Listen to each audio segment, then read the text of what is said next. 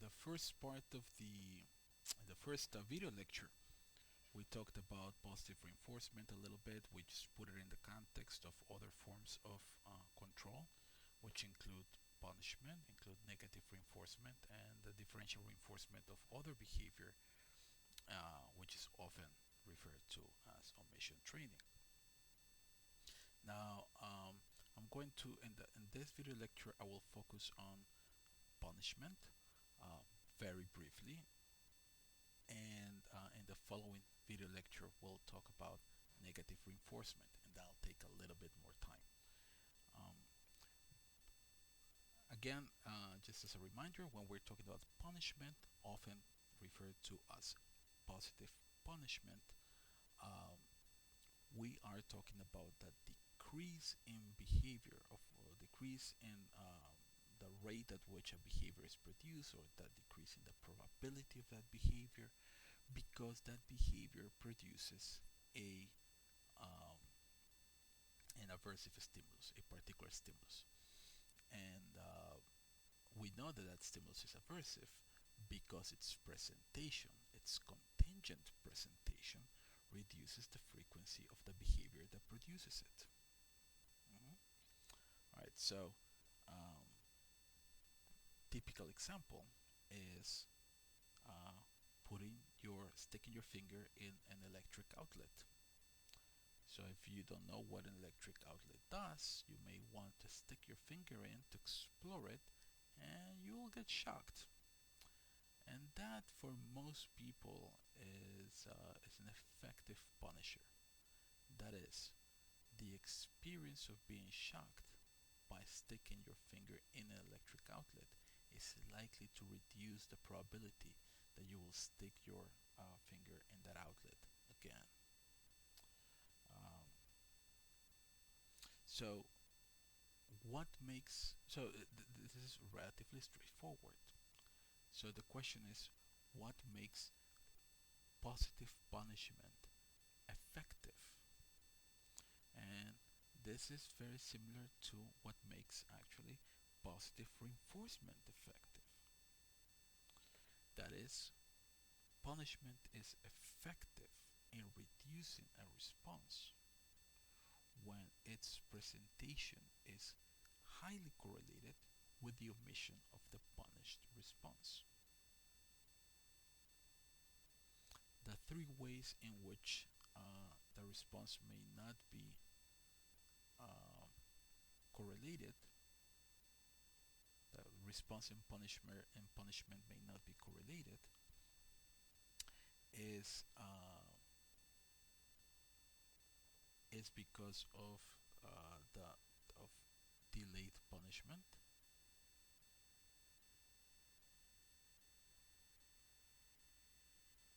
The other possibility is non-contingent punishment,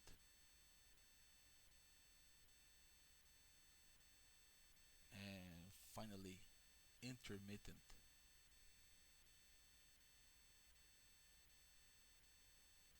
punishment. So, when we're talking about delayed punishment, using the finger inside your um, finger in the electric outlet example, suppose that you got shocked only minutes after you stick your finger inside the electric outlet. If that were the case, then if that were the case, then punishment will not be very effective, and you may persist in um, sticking your finger inside the electric outlet. This is often what happens when we try to train um, our pets to, for instance, to defecate outside the house. We find the animal defecates inside the house, urinates or something inside the house, ruins your carpet, and you only find this hours after this has happened, right? And and then you some you may choose to try to reduce this behavior through punishment by presenting some aversive stimulus to your pet. But this is only happening hours after the response that's supposed to be punished happened. And so it's very unlikely to be an effective method of punishment. The ideal way of doing it is at the moment or right after the response to be reduced happens, punishment should be delivered right away. That's the only way that it can happen and that can be effective. The other possibility is a non-contingent punishment, another way in which punishment can be delivered in a non-effective way. Non-effective, when it's not contingent.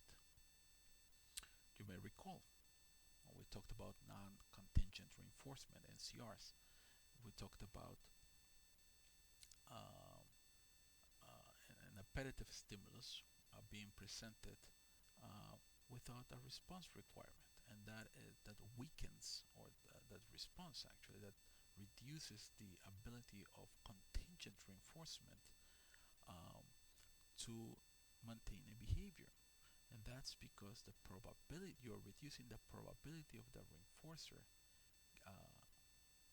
You're reducing, sorry, the correlation between the response and the reinforcement, right? Because there's a lot of reinforcement that is presented without a response. Similarly, when punishment is um, provided non-contingently, you're reducing the correlation between the response and punishment. So, for instance, in the case of the electric outlet example, if you got shocked frequently and for no reason, it just happens. There's nothing that you do that makes you that results in punishment.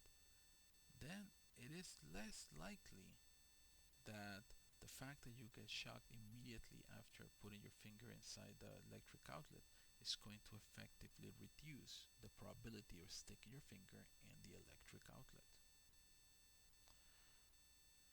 A more realistic example has to do with domestic abuse. So, a child that um, is often exposed to aversive stimulation, is beaten or is often abused in different ways. Um, when such abuse is intended as to punish a particular behavior, it's probably going to be less effective at reducing that behavior because of all the other non-contingent punishment that is provided.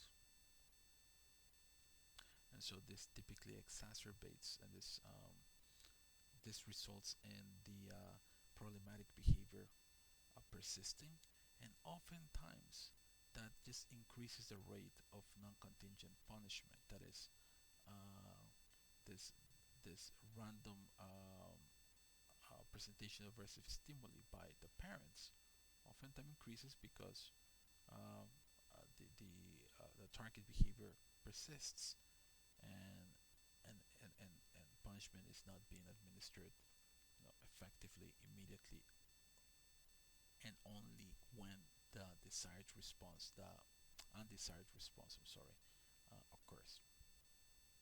The flip side of non-contingent punishment, of course, is intermittent punishment. When punishment is when a behavior only punished once in a while. So if every time you put your finger inside the electric outlet you get shocked, that is likely to reduce your this behavior of putting your finger inside the electric outlet. But if it only happens once out of every 10 times, this is less likely to reduce the probability that you will stick your fingers again inside an electric outlet. Okay, so these are three different things that three different ways in which punishment may be delivered in an ineffective way.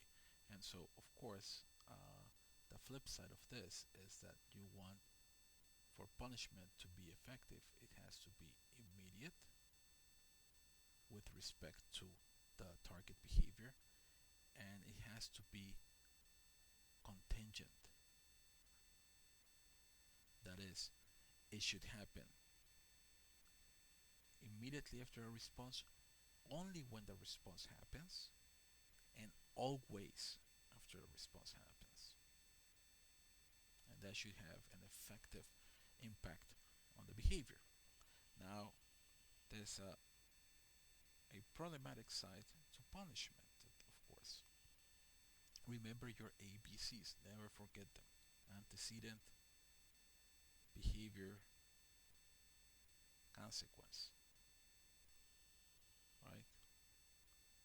So, this consequence, we're talking about an aversive stimulus in the case of punishment. This is your target behavior that you're trying to reduce. Now, the problem is that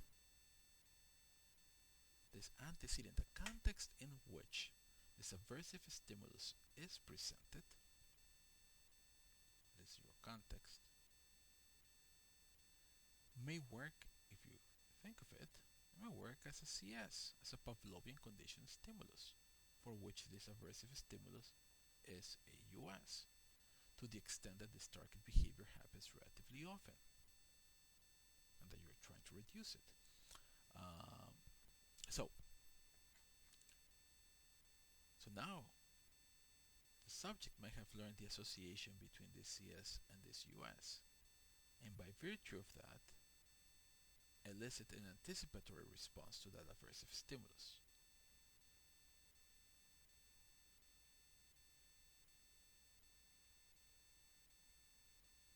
Oftentimes, it's a defensive response, right? So if this is a child who is often engaging in a particular kind of behavior that the parents disapprove of, and the parents effectively um, administer punishment to that behavior, you know, that behavior, the parents may only see that behavior at home, right? And may only administer that punishment at home. And in that case, the home, the antecedent to the problematic behavior, um, may become associated with the delivery of the punisher, of the aversive stimulus. And so the CS, the home, elicits an anticipatory response to an aversive stimulus.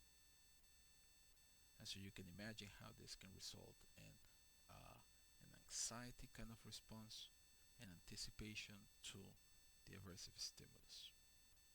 Sort of like the freezing of the rat when food shock is about to happen, when there's a signal that says food shock is about to happen, the animal engages, and this kind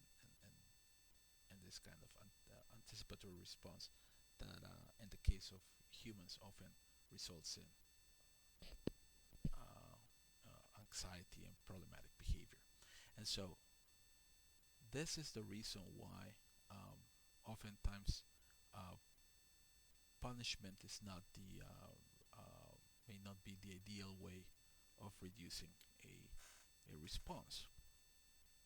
And in most um, practical clinical settings, the the technique of choice oftentimes is not punishment, unless we're talking about extreme cases. But for the most part, differential reinforcement of other behavior or omission training is possibly